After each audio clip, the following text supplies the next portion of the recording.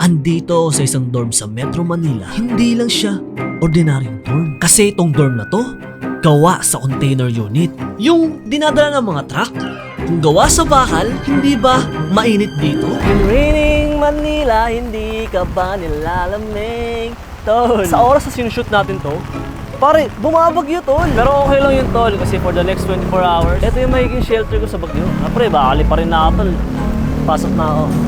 Signal number 2! Pare, yan yung sabi ng Pag-asa tol. Oo nga pala, sa Airbnb ko to nakita for only 536 a night. Pero sa Colo app, nasa 500 pesos lang siya a night. Hello po, good morning po. Hello, good morning. Welcome to City Hall. Nag-book po ako ng room po sa Agoda. Okay, sige. Tara, hihatid kita dun sa bed mo. Uy. Naka-prepare na yan. Naka-ready na po? Yeah. Oy, sige po, tara po. Ano po pangalan nyo? By the way, I'm Michael. Michael, Shanner po.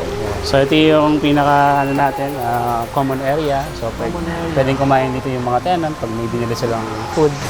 Ito naman yung nila, working station or charging station. Dito sila nag-charge ng mga gadgets nila. Akit tayo sa taas. Pag Shanner, ingat ka lang kasi madulas. Okay. Yung Bumabagay yan tol.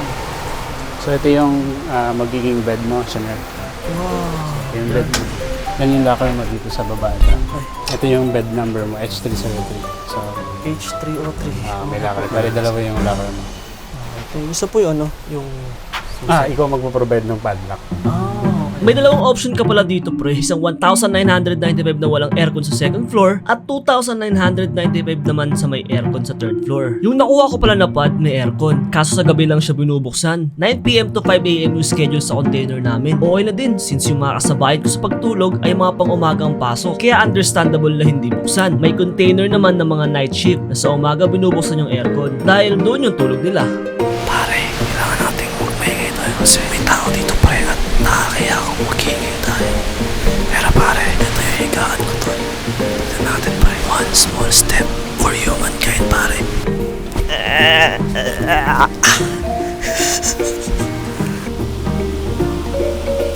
Pwede pala to pre. Buksan natin yung bintana pa since mainit. Yan tol, malamig na pre. Ano yung amoy na yun? Ano y... Pod check. Uy, eto pare, limited lang yung ilaw natin kaya it is what it is pare. As much as possible. Tol, kailangan tahimik lang tayo pre kasi yung tao sa baba natin natutulog tol. Kaya as much as possible, huwag tayong maingay. Meron tayong kortina. Ito kortina pre. Tapos, siguro sabitan siya pre. Tapos upon checking in pare, tignan mo kung ano meron dito tol. Meron tayong towel. Meron tayong unan. Tapos meron tayong gochon tol. Ito, yan pre. Yan pre. Ito pare, paborito ko to pre. Bedje, uy. Quiet edition. Ganito yung gochon ko sa bahay tol. Hindi siya ganun kalambot. And at the same time, hindi rin siya ganun katigas. Saktong lubog lang. Unan wise, malambot. Sa tingin ko makakatulog ako dito pre. Legroom wise, yan pre. 5'5 ako guys. Banat yung pa ako. Kumbaga tol, kung nagtitipid ka, sa tingin ko okay na to pre kasi maganda naman yung higaan. Hindi kasama sa City Hub to guys ha. Yung mga ilaw na yan, kinabit ko lang yan pre. Sa tingin ko naman pre, diskarte mo na lang paano mo may improve yung pad mo. Tulad ng nasa baba ko, parang ginawa niyang hindi visible yung insides niya by covering the light na pumapasok sa pad niya. And at the same time, secure yung privacy curtain niya. Intact, hindi gumagalaw. Anyway, check naman natin yung labas. Tol, welcome sa dining area pare. Dito pwede kumain mamaya. Dito sa dining area pre. May libre silang kanin dito pre. Kaso, ayun nga, since libre, paunahan pre. Saan ka makahanap ng ganun tol? Tapos may libreng tubig. Kumbaga, tsaga-tsaga na lang tol kasi kung naunahan ka pre, kailangan mo humabol na lang next time. Tapos, pwede rin ako makisocialize kung may makakausap ako. Pare, kailangan natin maging cautious dito pre. Kasi ayaw natin nang ini-invade yung privacy ng ibang tao dito. Kaya as much as possible, bago tayo mag-shoot, kailangan ko muna magpaalam pre. Kailangan ko magpaalam sa kanila kung okay lang sila magip ng camera. Okay lang po kuya, dahil lang po kayo. Sorry po. Pare, welcome sa charging station. Uy, kumbaga dito pre, dito yung tol, power. Gets mo? Kasi energy tapos power. Since wala tayong saksakan malapit sa higaan natin pre, dito sila nag-charge tol. Kumbaga, itong place na to pre, designated a workplace na din. Kasi mga nakikita ko dito pre, gumagawa ng portfolio, yung iba may meeting, bawal din kumain dito pre kasi puro electrical equipments. Just in time pare, kakaluto lang ng kanin. Every Monday to Friday yung free rice nila. Isang 5:30 AM at 6 PM yung serving time. Tsaga-tsaga na lang sa pila. For sure makakatulong to sa savings mo. Ulam na lang yung problema mo. Speaking of savings, pare, may papakilala sa inyo. GoTime, isa sa mga fastest growing banks dito sa Pilipinas. Paano ba naman kasi minutes lang meron ka ng account pre, valid ID lang kailangan mo at meron ka pang debit card. Totoo ba yan? Talaga ba? Tsaka nga pala guys, gusto ko maging honest sa inyo. Nilapitan ako ni GoTime para ibahagi yung service nila at ibahagi sa inyo ang honest and real experience ko. Kaya naman kahit they are sponsoring this video, binigyan nila ako ng freedom para sabihin at gawin tong video na to. Ganun ka-confident yung GoTime. Ako kasi pre, ayoko yung pag in-access ko yung digital bank ko. Ang dami pang need i-close tol. Ang dami kasing pakulo or ads ng ibang digital bank tol. Dito, once na mag-login ka na pre, rekta ka na sa app tol.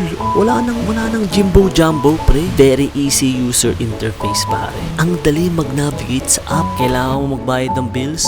Boom! Ayun na pre, ito agad pay bills. Yan agad tol.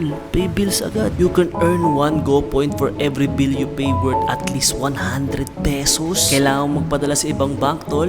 GoTime offers 3 free weekly InstaPay transfer. Tapos yung exceeding for as low as 8 pesos na lang. For the record, sa ibang bank 15 pesos. Tapos yung iba pa, 25 pesos. Talagang aray. And lastly, isa sa mga paborito kong feature ng GoTime, meron silang mobile check deposit tol.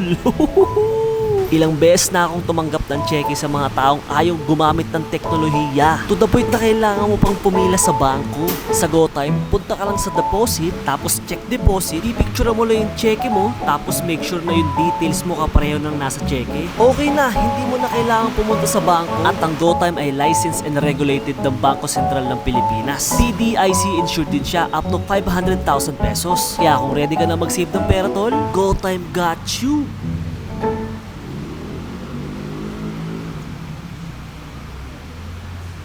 Nagugutom na ako tol. Ito po yung latest track regarding kay Bagyong Christine. Inaasahan nga po nakikilos pa rin palayo ng ating kalupaan sa susunod na 12 oras at posibleng lumabas ng Philippine Area of Responsibility mamayang hapon na. However, knowing po na ito ay malapit pa rin sa ating kalupaan. Lalabas pa ako pre, ayoko na tol. Tulog na lang ako tol.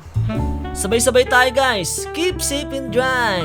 Keep safe and dry, Shanner. If nice yung maghatid ng tulong sa mga kababayan nating nasalanta o naapektuhan ng bagyo, ito ang mga info at katiwala kong organisasyon. Alam mo pre, perfect combo palagi yung antok tapos malamig na hangin. Little did I know, may mga tao na din sa container namin na natutulog na din. Kaya kailangan ko na mag-shut up. Yung Project City Hub, sinimulan namin to noong 2011. Ang mission ng Project City Hub ay magbigay ng affordable, dignified housing para sa ating mga kababayan na low income. Currently, meron kaming bagong sinusubukan.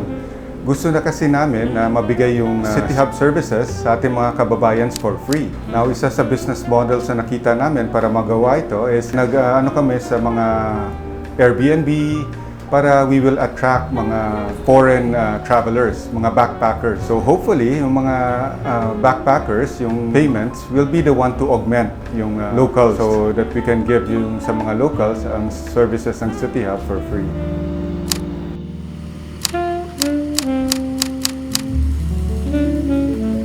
Nagising ako tol, nagising ako pre. Nagising ako sa lamig. Ang lamig pre, as in, ito yung situation mo pre.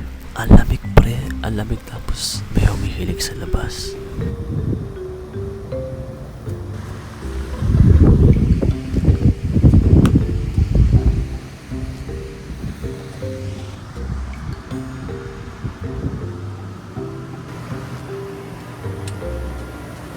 Konti lang yung tao sa baba ko. Konti lang. Nagugutom ako pre. Nagugutom ako tol. Tawag dito, after the storm, there is always calmness.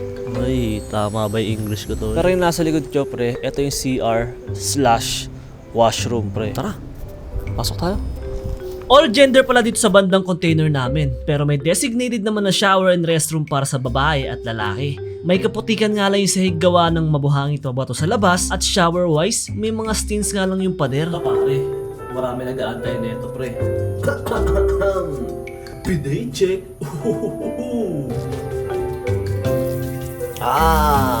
Sakto lang. Sakto lang, pare. Dahil putik eh. 3 AM challenge with Shanner Navarro. Happy Halloween talaga. Dito ang mga misteryo ng street na may mga tikbalang at aswang.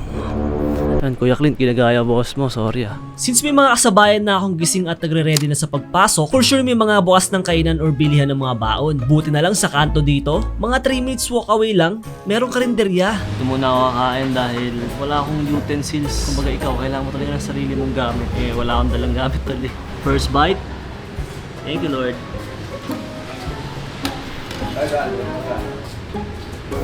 Idol! Good morning! Toothbrush tayo. Wala palang kasamang toiletries. So kailangan ikaw na lang ang magdadala. No worries naman dahil may option ka bumili sa malapit na tindahan or kung may budget ka, merong malapit na Robinsons dito. Actually, ginamit ko nga yung GoTime debit card ko. Tapos nagkaroon pa ako ng Go Reward points. Pero literal talaga nakapit-bayan mo lang talaga yung Robinsons. City Hub. Robinsons. City Hub. Meron na siya kalapit tol. Ligo na ako tol. While taking a shower tol, napapaisip ako sa mga nakausap at nalaman kong info about this place. May nakausap ako ng mga tenants tungkol sa situation nila. Yung iba kasi na nandito, mas gugustuhin na lang daw nilang ibigay sa pamilya nila yung majority ng sahod nila. May iba naman dahil below minimum wage yung kinikita nila, no choice na gumawa sila ng paraan para mas mapalapit lang sila sa trabaho nila kaysa gumastos ng malaki sa commute. Well, actually, I've been staying here for like 3 months. So far, okay naman. And I really appreciate na mura siya and comfortable yung pagtulog ko dito. Wala masyadong problema. Especially today, mahirap naman sa labas, may bagyo. I feel protected. I feel safe. Walang baha or whatsoever. And yeah, mga tao, mga mababait din. Especially yung mga housekeepers. But even though na meron silang kapagsanan, they're not being treated na iba. Bukod sa opportunity sa work, may in-offer din yung City Hub na help sa mga PWDs. Kinonvert nila yung ibang facilities nila into a school para sa mga PWD na gustong matuto magmasahe. Tulad dito ni Orland na minasahe ako. Hindi pwede na ba to? Yan! One time, may kaibigan ako nagbisita sa project namin and nag-recommend siya. Sabi niya, since you're doing itong social enterprise, bakit hindi mo rin i-consider na mag-employ ng mga PWD? So sabi ko, let me look into it. Bumisita ako sa iba-ibang mga organizations, Tahanan Walang Hagdan, meron dito yung ARCO, it's an orphanage ng mga PWD. And then I saw na may untapped potential na hindi natin nakikita o binigyan ng opportunity. So simula nun, that was in 2017, we decided na 100% ang target namin is to employ persons with disability. Sa pagstay ko dito sa City Hub, I got the chance to hear these stories and witness the community na meron dito. Nakakatuwa na kahit hindi sila magkakadugo at iba-iba yung tinatahak nila sa pang-araw-araw, ando doon pa rin ang pakikisama nating mga Pinoy sa hirap at ginhawa. Sana dumami pa ang City Hub sa buong Pilipinas, no?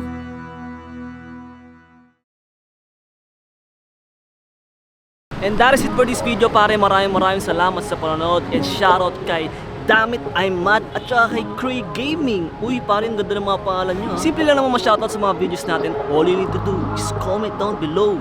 Shanner, the container sleeper. Pare, follow mo ako sa IG pre kasi doon ako palagi active tol. Kasi minsan nakakalimutan ko yung password ng YouTube ko tol eh. Pare, dapat yung iPhone yung i-upload ko tol. Pero may mga kailangan tayong unahin dahil may mga opportunity na mabilis lang dumaan pre kaya kailangan mo na i-grab tol. Pero tol, ano ba mas maganda? Android or iOS? Ako pre, di ko alam tol. Tignan natin tol. Tignan natin.